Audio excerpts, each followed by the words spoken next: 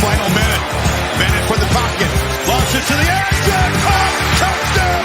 A.D. Mitchell. Chase McGrath for the win for the Volunteers. From 40. On the way, knuckleball. He got it!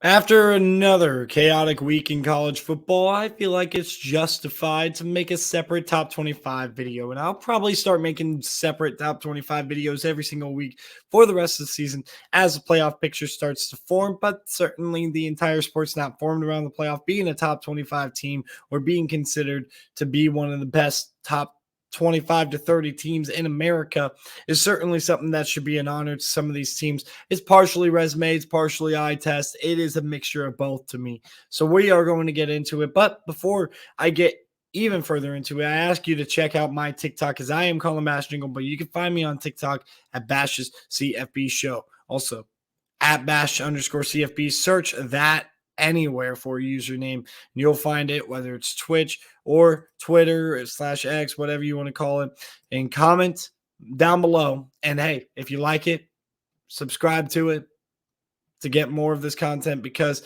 I would like to hear your opinion in the comment section below, because opinion plus discussion equals community, and we are trying to build a college football community.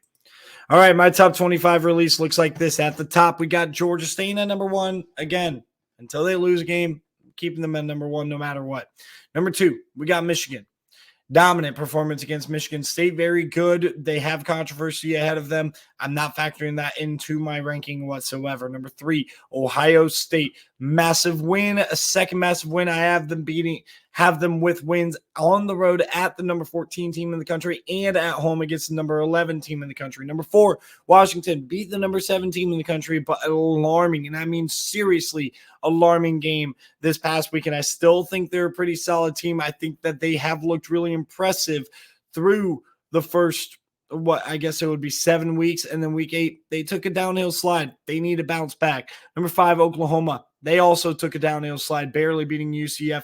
Not as bad as the Arizona State game, but still pretty bad nonetheless. Florida State has that version of those games, and it's Boston College.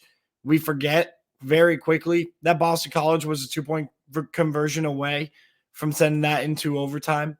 So let's not forget that. Let's not forget how close Boston College was to beating the Florida State Seminoles. Number 7, we got Oregon.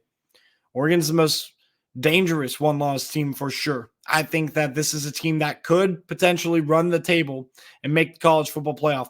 They're going to have a test with Utah coming up. They're going to have a test with USC as well.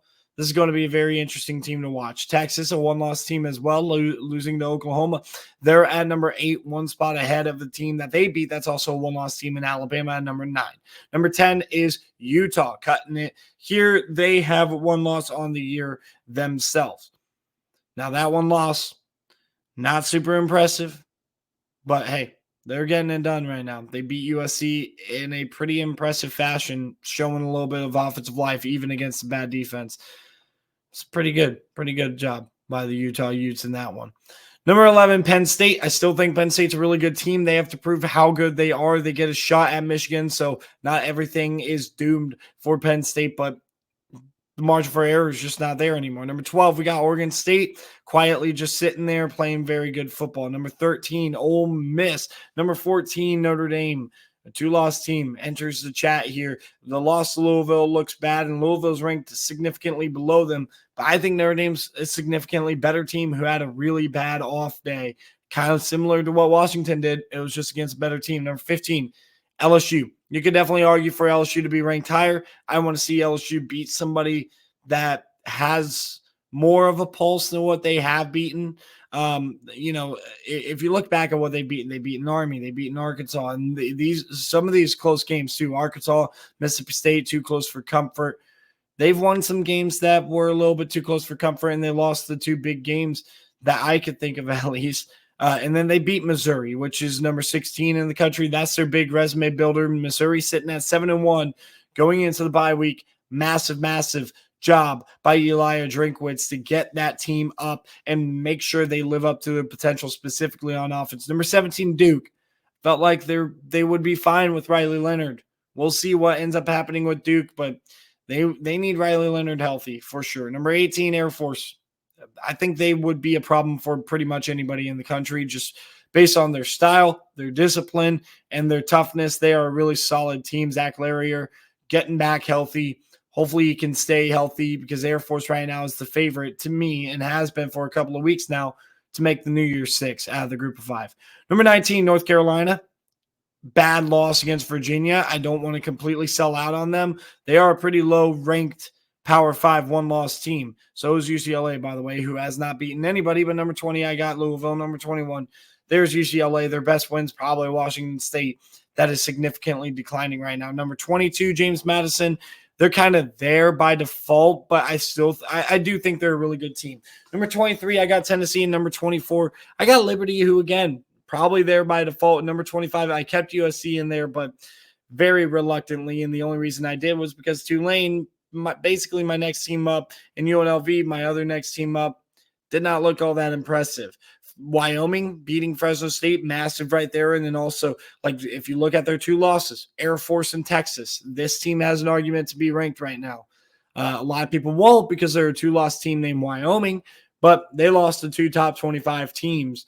And both of those games were on the road, and both of them were competitive in the fourth quarter. Like, yeah, they were tied 10-10 with Texas in the fourth quarter. Let's not forget that. They're ranked above Fresno State in my eyes, and then Oklahoma State 1 spot above Kansas State.